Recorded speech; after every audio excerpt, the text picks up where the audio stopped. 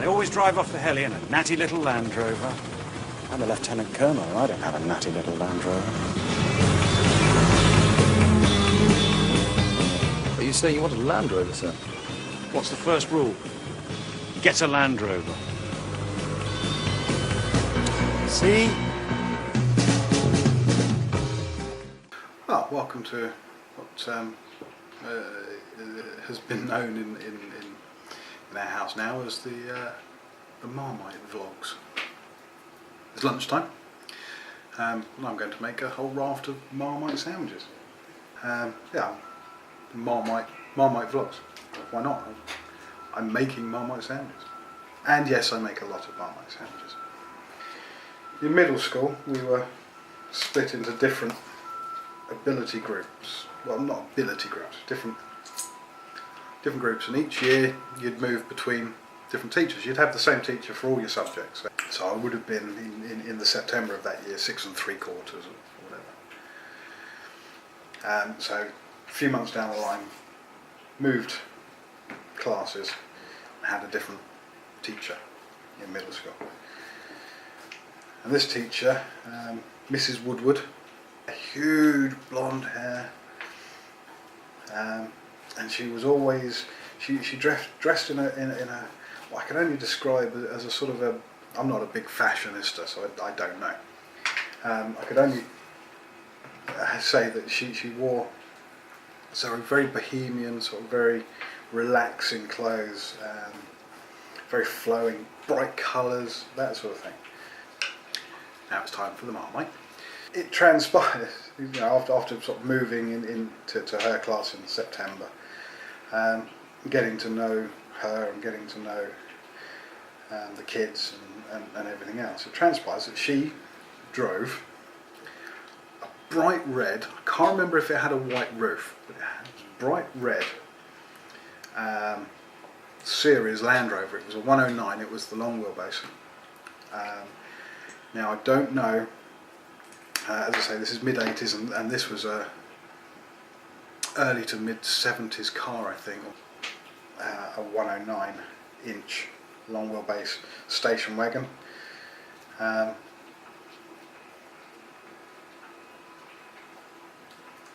Whether it was a 2 or a 2A, I don't think it was as late as a 3, but I could be wrong. I could be right.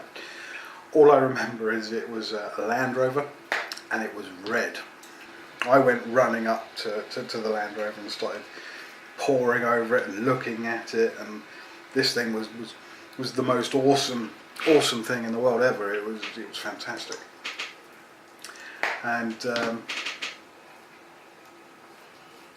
we, as you do, you know, you start chatting and saying, oh, I'm a massive fan of Land Rover, and she says, oh, you know, me and the husband, we travel around and we do this, and we live on a barge on the Thames. But she lived on a barge, an absolutely gorgeous barge called Daybreak. Shouldn't really call her a barge. She's a Humber keel, made up in Thorn by Dunstan's. 1930s, I think it is. So around that sort of year. But they were in the process of sort of fitting out and renovating this barge that I can remember. And it was one of the only remaining Humber keels with its original boatman's cabin, all wood panelling, all wood lining.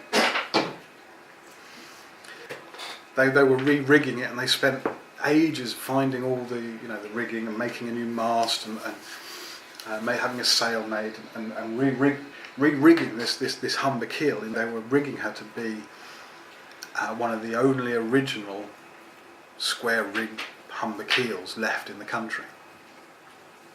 This teacher, she drove this red Land Rover, and she had a very relaxed attitude, and she was fantastic at art, and she was brilliant sketch artist, and she had such a relaxing demeanour about her and everything else, and I just loved I just loved the lifestyle that she had. She lived on this gorgeous barge. She drove this fantastic car. She had a great attitude. She was calming. Yeah, she was a teacher. She had to be strict when she needed to be, but she was always firm and she was always fair with the way she doled out any kind of discipline or anything like that.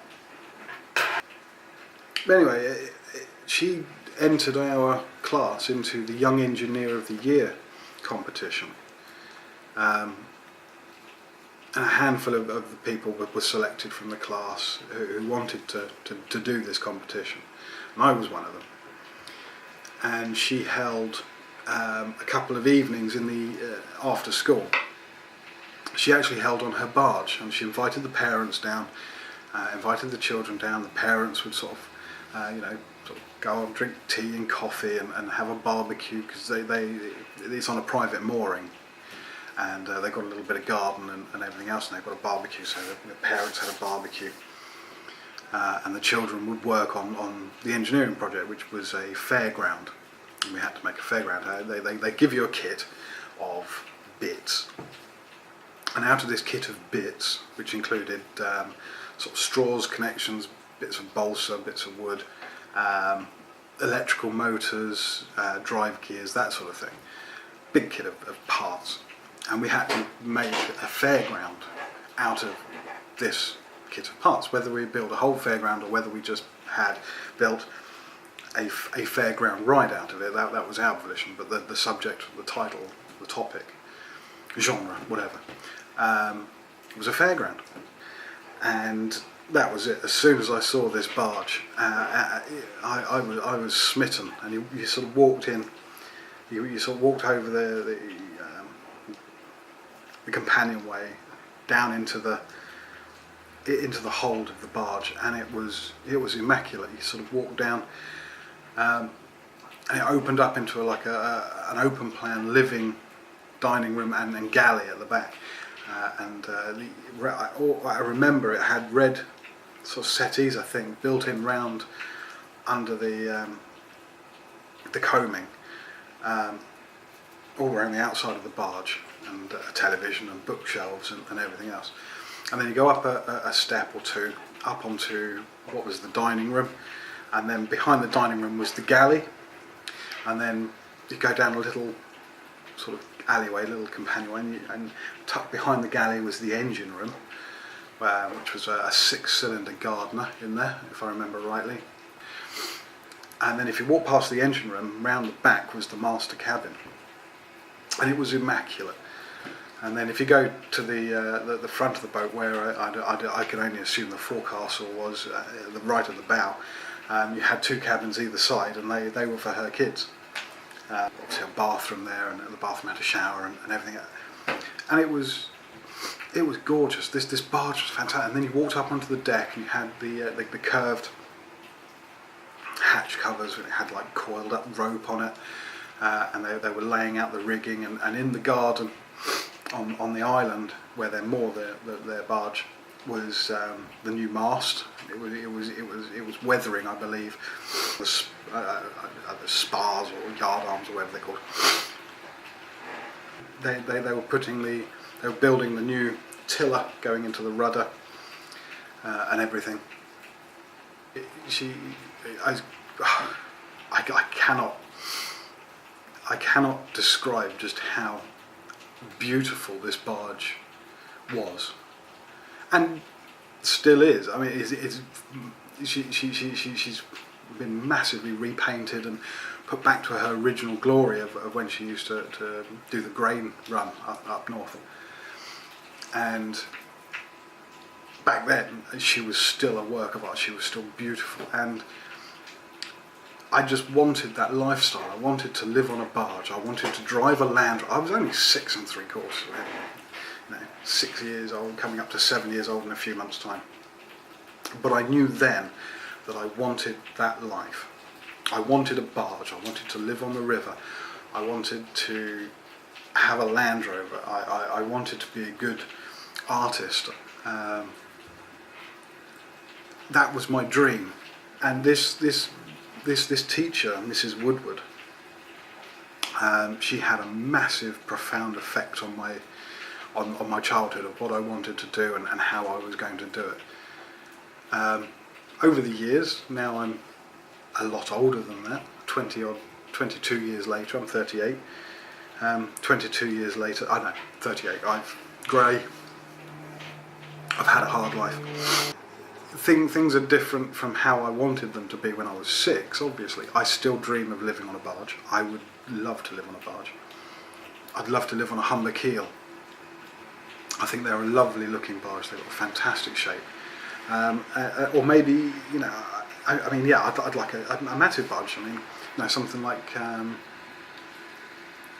Humber Enterprise or the Humber Princess or Battlestone or Seagull, massive, huge, sort of 100 and 125 foot, I mean, Battlestone's massive barges, but that style of barge and everything. If a Humber keel came up at the right price, I'd love it. I have said this to my girlfriend, that if Daybreak ever comes up for sale, I will move heaven and earth to buy that barge. So yeah, 20 odd years later, I am now. I still got my love affair for Land Rover. I have owned many, I've owned several. I'm not living on a barge. I'd love to, I really would love to. I can't afford to at the moment, with our youngster sucking finances out of us. But she's adorable, absolutely adorable. But yeah, no, in the future there will be a barge in the future. There has to be. I can't be this nearly 7-year-old boy in awe of this barge, in awe of the lifestyle that this family had, with their bright red Land Rover, with this gorgeous barge. In the future there will be a barge. I have to, just a sample of that. Even if I buy the barge, live on it for a few years and then sell it on, I have to have the experience of that lifestyle. And my partner, she would love to live on a barge as well.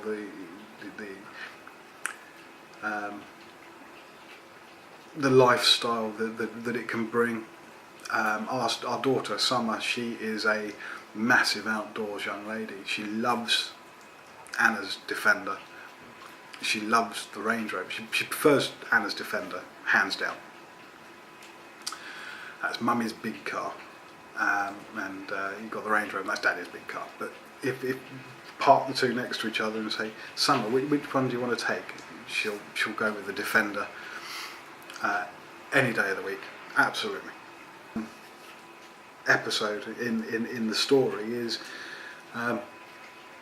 was this teacher who owned a Land Rover, which kind of sealed it into my brain that, you know, that the Land Rover lifestyle of living in a barge and having a relaxed atmosphere and being a fantastic artist and everything else, and to have all of that, you needed a Land Rover. And to sort of put in the artistic side of it, I became a design engineer and I design things. Still can't draw for toffee, which is why I use a computer to do all my drawing on. But yeah, so that's the next chapter in my life. Really is the next chapter in my life concerning Land Rovers and you know, what sort of developed me as a child, and it was this teacher, Mrs. Woodward, and her barge, well, her Humber keel, Daybreak, and her bright red Land Rover.